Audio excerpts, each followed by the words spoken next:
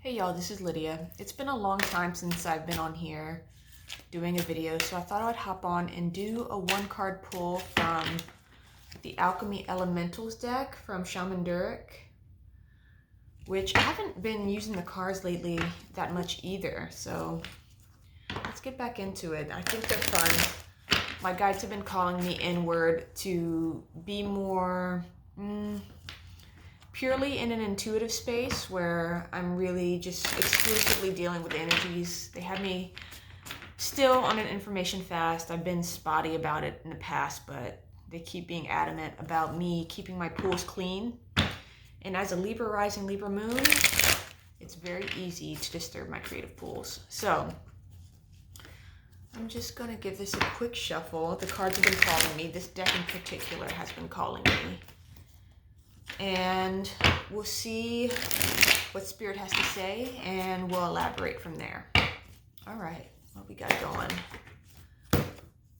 Land, cave, moon. Funny, I've just been talking about how Spirit has been asking me to go inward and not be consuming so much and be more in my pure inner waters, pure inner landscapes, pure inner garden of Lydia, and to really dive deep on Lydia and what I need right now, and perhaps what Spirit is saying to me personally, and the whispers, those gentle nudges that come in through the intuitive impressions that we get throughout the day, to really start being more in tune with those things. And it is Cancer season, so perhaps that's in the air for all of us to really dive deeper on those small impressions, those very subtle impressions we get throughout the day, and perhaps even in the mornings more clearly, or in the evenings more clearly, of information coming in, and learning how to trust that more.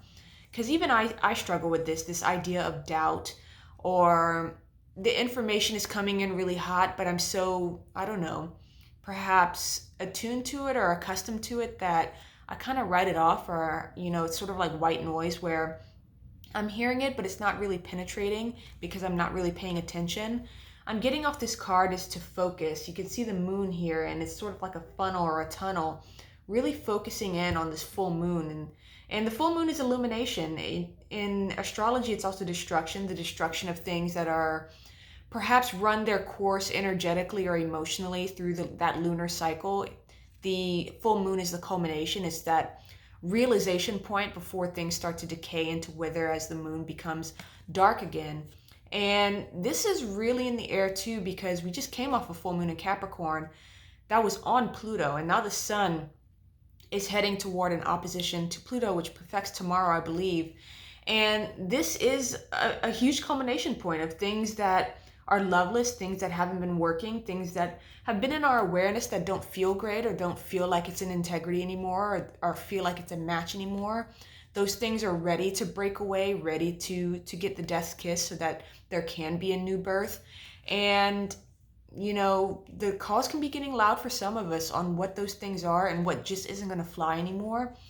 And, the call could make us really uncomfortable, but on the other hand, it could also just be blasé, like things just not feeling bright, things feeling dull, or not very engaging or exciting. And for us to really also remember too that we're worthy of being in that bliss and excitement, in that beautiful, vibrant energy. And if we're not feeling that, perhaps there's some adjustments that can be made, or some that adjustments are begging us to be made. And information is coming in on that, and we're being asked to really listen, to really give more space so that we can really tap into those intuitive, gentle nudges that we're getting, and not feel like, perhaps even if we're feeling it, but not really listening to it. We're being called to really listen and to really dial in and really get into those energies. And this doesn't have to be a big commitment either. It can be, a few minutes throughout the day, perhaps just moments where you catch yourself feeling very present, really honoring that, and allowing yourself to just breathe and be present for a minute or two or three. And not make it such a thing that it has to be this whole task that you have to do. That defeats the purpose.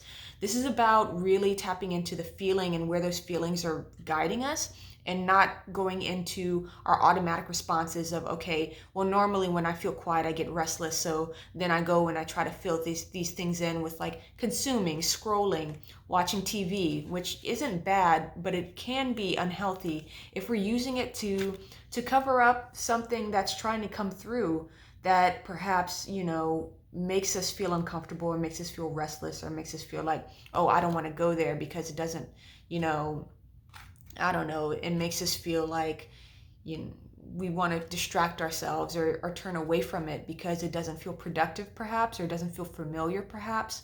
And we're being called to, again, to just be in that energy. And when we feel that tug, to really honor it by being still for a moment and acknowledging it. And even, for some of us, that can be speaking aloud and saying, I feel you, I acknowledge you.